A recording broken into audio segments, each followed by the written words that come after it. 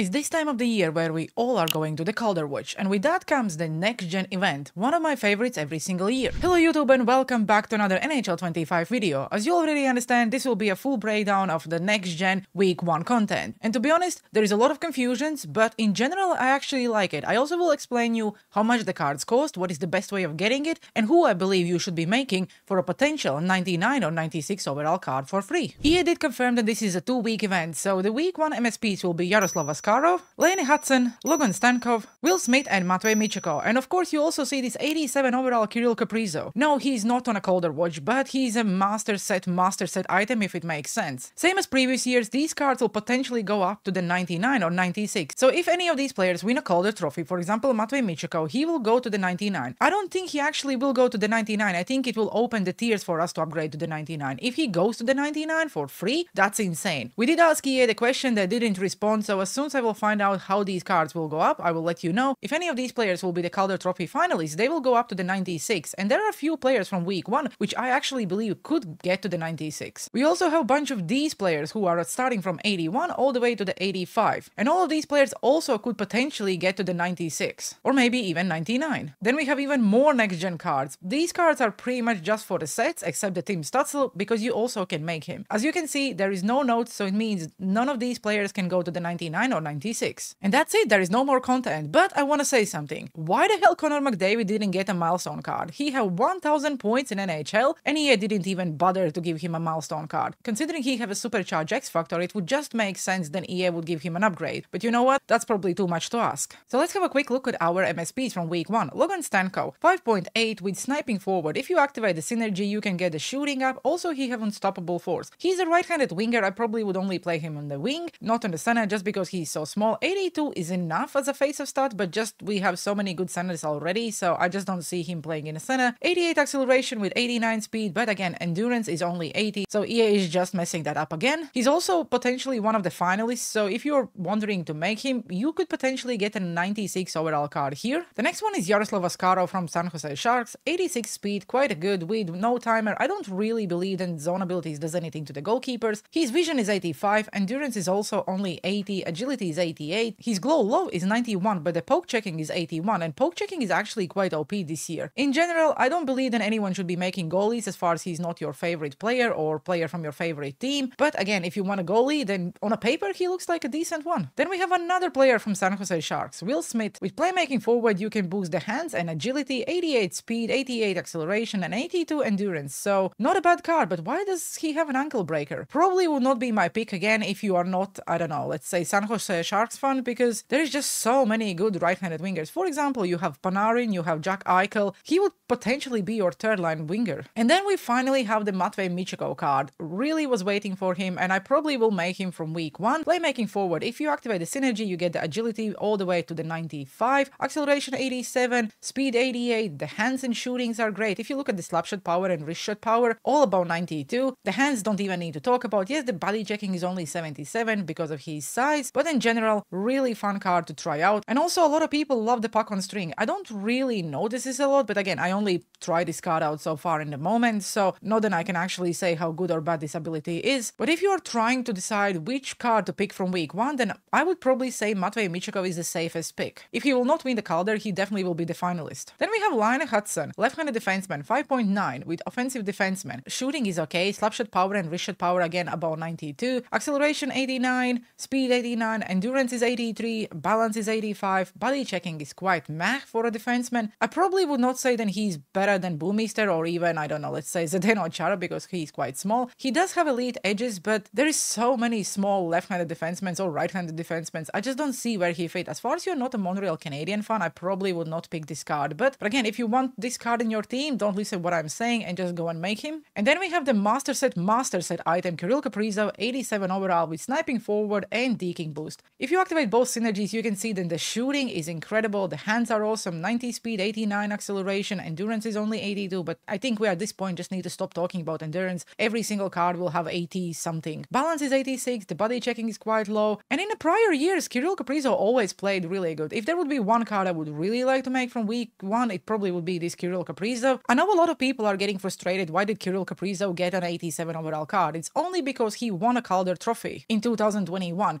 and he's he's not on a colder watch, but he's just like a master set item. With that being said, I'm pretty sure we will see Bedard as an 87 overall card in week 2. On a paper, really great card. Would I like him in my team? Yes, but once we will get to the sets, there are some issues about making this card, and I just don't understand what EA is doing, but that's a little bit later. The next one I want to show is this Tim Stützle, because he's also someone we can make. Considering his cost, I don't think anyone should be making, as far as you don't have a bunch of untradeable cards, but the shooting is okay, the hands are okay, the skating stats are okay for his overall, and in general, if you're a fan of the player or a team, probably I would suggest you try and go and make him. There are a bunch of other lower overall cards, and I will not go through every single one, like Owen Power, Dustin Wolf, Matty Beniers, Leo Carlson, Mason McTavish, Logan Cooley, Lenny something because I cannot pronounce his surname, Porter Merton. We also have Slavkovsky, Emil, Jack Thompson. What the hell is happening with the Sharks player, and why are they getting so much love? Just asking for a friend. This pretty much feels like a Sharks event. Also, we have Ivan. This is a card I just would like to have in my team, because who the hell don't want to have Ivan in your team? We also have Mintjako, Jack Quinn, Joel Blomqvist, again, the guy I cannot pronounce your name and surname. We have Simon Edvinsson, Simon Nemec from New Jersey Devils, David Juracek, Connor Geeky, and Cole Schwind. These cards are pretty much just for the objectives, or if you want to make any of the 83 overall cards, and this is where we are heading next. Let's go and have a look at the sets and the cost. To make any of the 86 overall cards like Michiko, Smith, Logan Stankov, or I don't know, even Lane Hudson, you need 5 cards. And yes, you heard me right, it's not collectibles, it's cards. So you need to trade in 3 83 overall next-gen cards plus 2 83 any base cards, or any other previous event cards. And the good thing is, EA is giving us enough 83 plus overall cards in week 1 to make one of these MSPs for free, and I will cover that in a second. There also are some ways to save some coins if you are, let's say, struggling with moments, and I will cover that as well in a minute. But let's assume you just don't want to grind any offline content and you just want to make these cards. So to make 183 overall next gen base player, you need to trade in 381 overall base gen cards. And the cheapest one in the auction house is this Connor Geeky for 35k.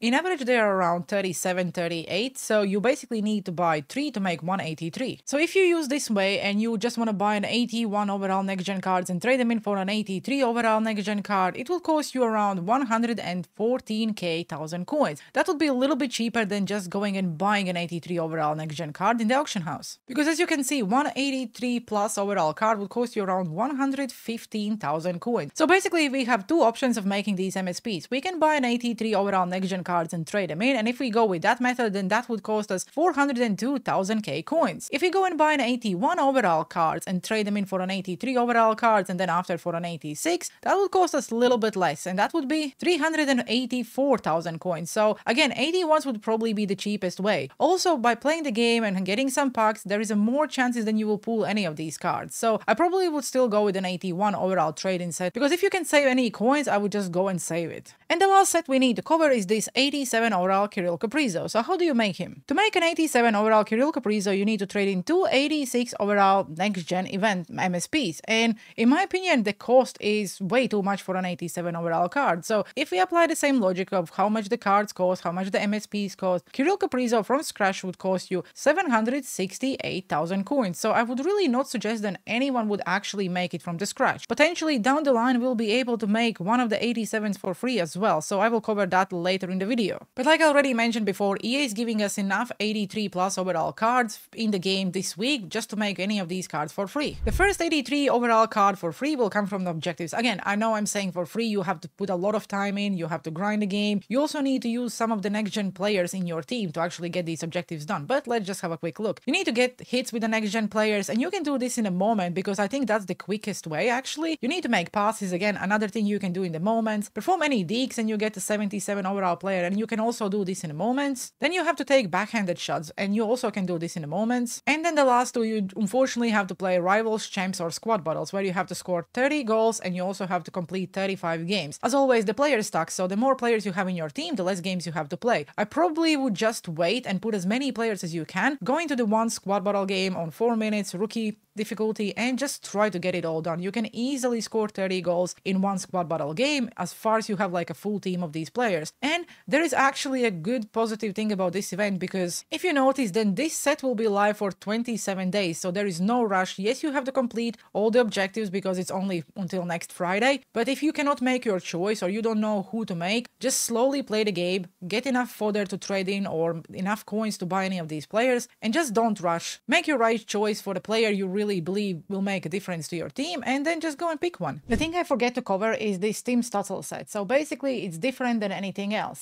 Here, if you want to make yourself an 85 overall Team Stutzel, you need to trade in Ottawa Senators base cards. You would need Jake Sanderson, Linus Ullmark, Claude Giroux, Josh Norris, and even Tkachuk, with another base 82 overall card. The only thing I would say, if you don't have these cards untradeable in your collection, probably will not go and buy them, because if you look at the prices, people are just trying to make coins, and these cards are now going for, I don't know, 45, 43k coins. It's just not worth the cost. The next free player will come from the next gen moments. The first one is on rookie difficulty. You need to get the shoulder checks. The next one is on rookie difficulty, make perfect one-timer shots. Then you have to do toe drag shots, and this is not an actual standard toe drag shot. This is basically a Datsuk shot. So all you have to do, if you're on a PlayStation, press square in front of the net, and that's how you get these things done. Then you need to score 2 goals with Will Smith on pro difficulty. I tried so many times and I just cannot score 2 goals with him. I'm just washed, but you would get an 81 overall next gen player, which you would need for the set. And then you need to score 3 goals with Michiko on all-star difficulty for a random 83 overall player. I really believe then these two will be very difficult for any casual players. Maybe not this one because you can do the player lock, but scoring 3 goals with Michiko, you will start in the second period. You have enough time to do this, but at the same time, not everyone can actually score 2 goals or 3 goals on all-star difficulty. But if you manage to do this, you get another 83 overall next gen player. So if you completed the moments, if you completed the objectives, you already have 2. And the last freebie will come from the wildcard. Wildcard is mascot wildcard this week, and a lot of people hate it because, oh my god, the rush is back. I just think people are overreacting. It's just 1 week event. If you don't want to play it,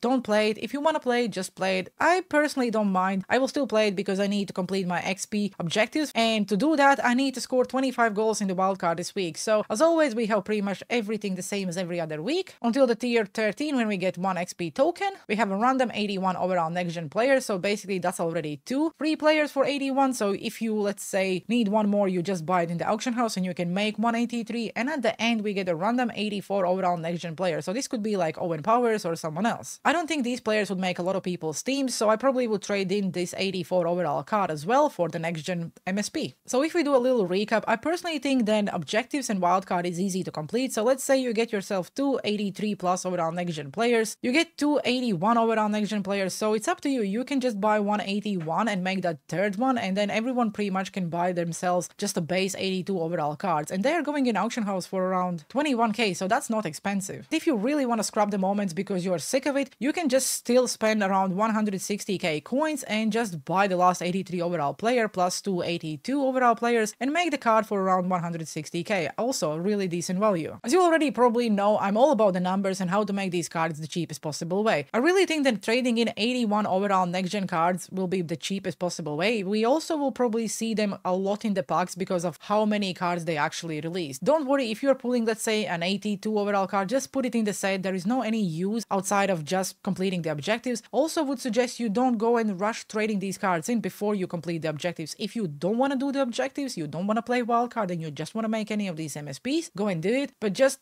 maybe wait a little bit, still try to do some of the objectives, put them on your 4th, 3rd line, and play some games. So if we talk about the players who could potentially go up from week 1, I think Michikov is the safest bet, and then Logan Stanko as well. Those 2 players would be the ones I would probably make if I can, but Michikov I think is just the safest bet, and if you can only make 1 for free, then go with Michikov. Okay, that's it for breaking down the next gen week 1 content. I also want to give my 5 cents even if no one asked. There is so much negativity about yesterday's content, and the cards are shit, the content is crap, everything is bad, why is Kirill Kaprizov getting a card? Guys, it's just a video game, you're just taking it way too personal. It's not a job, it has to be fun. EA will never be able to please everyone, and I'm the person who is giving the most negative shit to EA this year, but I don't see anything bad about this event. Every week they're giving us a free card, and in this event I'm pretty sure we can actually make 2 MSPs for free, so that would allow us to make, I don't know, let's say an 87 overall card for free as well, if none of these cards interest you. So just a guess, for example, you make 186 overall in week 1 and you don't have any interest of actually using the card, or you also don't really want to keep it in your collection with the potentially him getting a 99 overall card. And then you make another 86 overall card next week, and then they release an 87 overall Connor Bedard, so you basically would be able to get that Connor Bedard for free. Like, what is an issue with that? I would not suggest to trade in any of 86 overall cards for an 87 overall card, because potentially these cards could go up. Yes, we don't know how they will upgrade, but I have a feeling EA may possibly use the XP tokens. They're giving us a lot of XP tokens, and as we don't really have the upgrade upgrade currency anymore. I just have a feeling that XP tokens could be potentially the currency we will need to use to upgrade any of these players to a 96 or 99. Let me know down in the comment sections below, what do you think about the event released on Friday? Do you like it? Yes, the card choices may not be the best, but again, it's the next gen and there's a lot of sharks, so shout out to Sleeves. And in general, will you make any of these cards? Because I definitely will. With that being said, thanks for watching today's video, have a good one and see you on the ice.